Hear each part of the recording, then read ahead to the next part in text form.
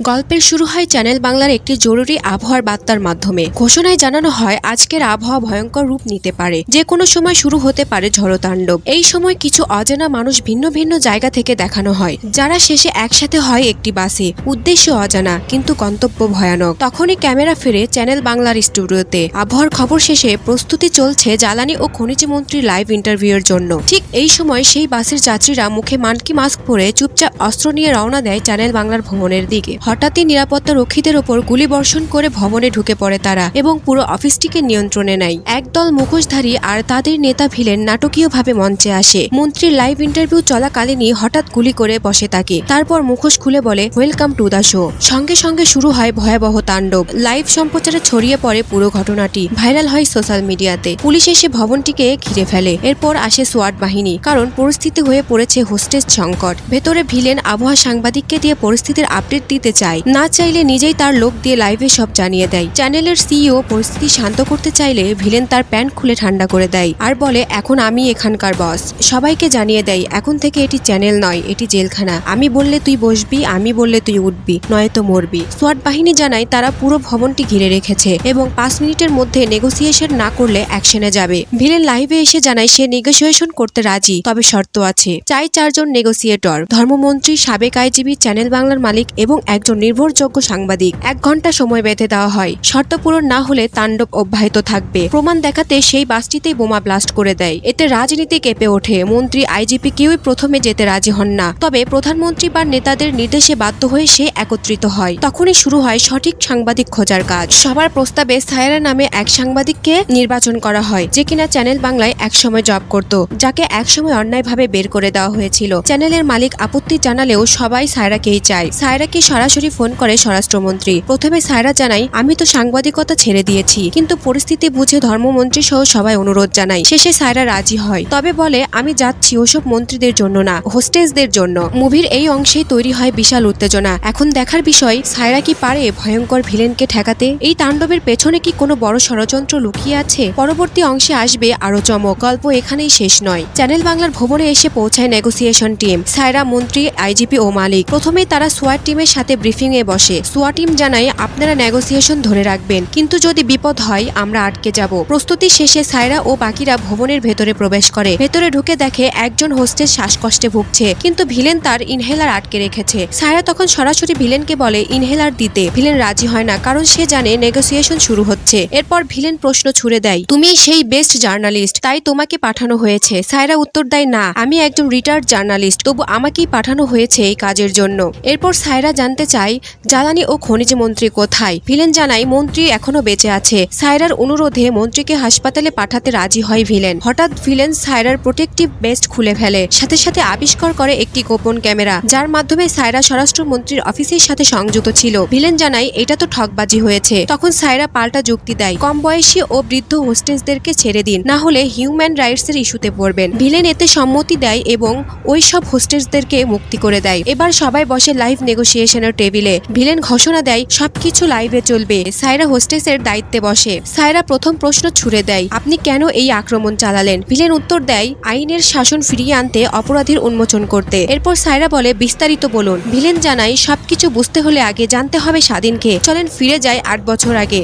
আমরা দেখি স্বাধীন নামের এক যুবক আর তার প্রেমিকা নিশাদ। স্বাধীন বহুদিন ধরে সরকারি চাকরির ইন্টারভিউ দিচ্ছে, কিন্তু কোনো চাকরি পাচ্ছে না। নিশাদ কষ্ট পেয়ে বলে, চাকরি না থাকায় বিয়ে হচ্ছে না আমাদের। স্বাধীন জানায়, আমি চেষ্টা করছি, কিন্তু কোনো চাকরি হচ্ছে না। একসময় রাগারাগি হলেও সম্পর্কটা টিকে থাকে। একদিন নিশাদ স্বাধীনকে নিয়ে যায় তার বাবার কাছে। বাবা প্রশ্ন করে, তুমি কি করো? স্বাধীন বলে, চাকরির জন্য চেষ্টা করছি। বাবা আবার বলে, বেকারের সাথে মেয়ে বিয়ে দিতে পারবো না, 2 মাস সময় পাচ্ছ, চাকরি হলে কথা বলো, না হলে অন্যত্র বিয়ে দেবো। সময় চলে যায়, স্বাধীন চাকরি পায় না। তখন সে তার বাবার কাছে টাকা চায় চাকরি পাওয়ার জন্য, কিন্তু তার স্কুল মাস্টার বাবা বলে, ঘুষ দিয়ে চাকরি নিতে আমি রাজি না, নিজে চেষ্টা করো। স্বাধীন চাকরির খোঁজে আসে ঢাকায়, দেয় একের পর এক ইন্টারভিউ। একটা ইন্টারভিউতে ভালো পারফর্ম করায় পেয়ে যায় জয়নিং লেটার। এই খবরে স্বাধীন আনন্দে আত্মহারা হয়ে নিশাদকে জানায়। নিশাদও খুশিতে নাচতে থাকে। স্বাধীন বাবাকেও জানায় চাকরি হয়েছে। পুরো গ্রাম খুশি, বাবা গর্ব হয়ে সবাইকে জানায়। স্বাধীন মনে করে এবার হয়তো সব ঠিক হয়ে যাবে, কিন্তু এখানে শেষ হয় না। ভবিষ্যতে কি ঘটে, কিভাবে স্বাধীন রূপ নেয় সেই মুখোশধারী ভিলেন, তা জানতে হলে দেখতে হবে পুরো মুভি। চাকরির জয়েনিং লেটার পেয়ে আনন্দে ভেসে যাচ্ছিল স্বাধীন। অফিসে গিয়ে জয়েন করতে চায়, কিন্তু অফিসের কর্মকর্তা জানায় দুঃখিত,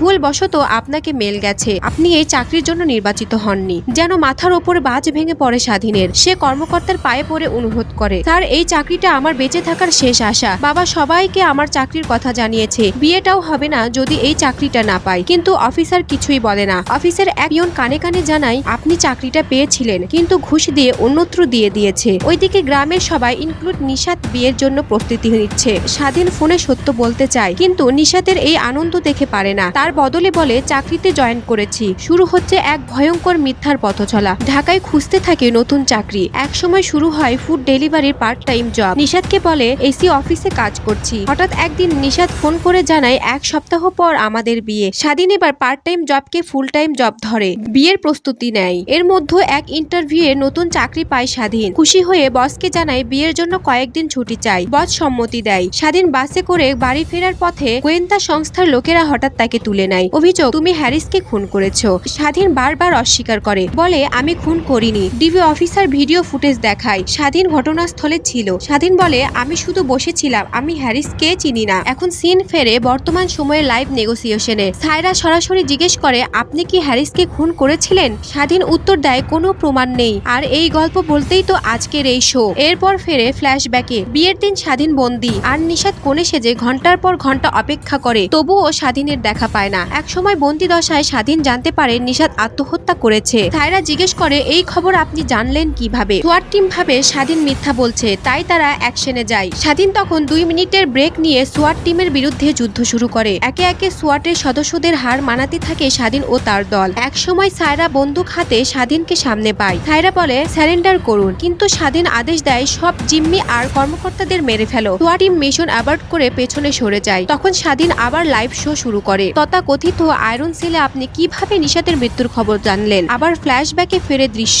স্বাধীন বন্দী আয়রন সেলে, তাকে মারধর করা হচ্ছে। চারিদিক থেকে আর্তনাদ শুনতে পাচ্ছে, কিন্তু কারো মুখ দেখা যাচ্ছে না। একদিন গোয়েন্দা সংস্থা ভিডিও দেখায় কিভাবে তার বাবাকে হত্যা করা হয়েছে, কিভাবে নিশাকে সুসাইড বানিয়ে মেরে ফেলা হয়েছে। তারা হুমকি দেয়, হ্যারিসের খুনের দোষ না স্বীকার করলে তোরও লাশ কেউ খুঁজে পাবে না। তখন মাথা গরম হয়ে যায় স্বাধীনের। রেগে উন্মাদ হয়ে গিয়ে সেলে থাকা সব সৈন্যদেরকে একে একে হত্যা করতে থাকে। গোলাগুলির মধ্যে একজন বন্দী তাকে বাঁচায়। সেই মুহূর্তে স্বাধীন সেলের প্রধানকে হত্যা করে, আর বন্দী সবাইকে নিয়ে বের হয়ে আসে। বন্দীরা জানায়, আমাদেরকে হঠাৎ ধরে এনেছে, মিথ্যা মামলায় ফাঁসানোর জন্য মারধর করেছে, অনেকে মরে গেছে। এই ভয়ানক সত্য জেনে স্বাধীন সিদ্ধান্ত নেয় দেশের সামনে এই ষড়যন্ত্র ফাঁস করার। তাই পরিকল্পনা করে টেলিভিশন চ্যানেল আক্রমণের। বন্দীদের দেয় ট্রেনিং। এখানেই শেষ হয় স্বাধীনের অতীতের গল্প। তখন প্রশ্ন রয়েই যায়, স্বাধীন কি সত্যিই খুনি, নাকি সে সিস্টেমের এক শিকার?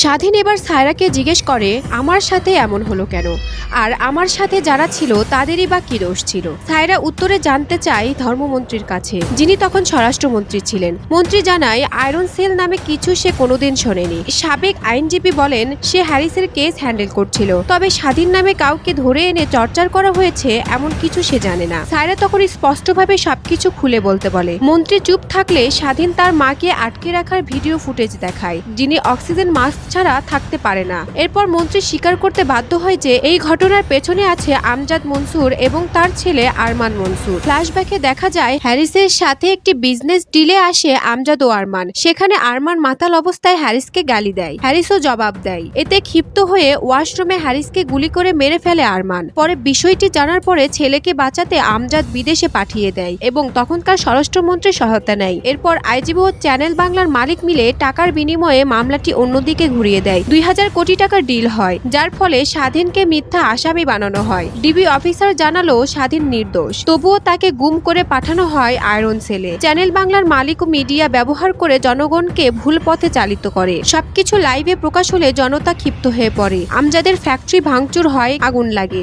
স্বাধীন লাইভে ঘোষণা দেয় ওই 3 জনকে গ্রেফতার করতে হবে, তারা দেশের শত্রু। এরপর তাদের সবাইকে পুলিশ গ্রেফতার করে এবং হোস্টেজ সিচুয়েশন শেষ হয়। স্বাধীনের লোকজন পালিয়ে চলে গেলেও সে থেকে যায়। সায়রা জানতে চায় আপনি গেলেন না কেন? স্বাধীন বলে আমি স্যারেন্ডার করব।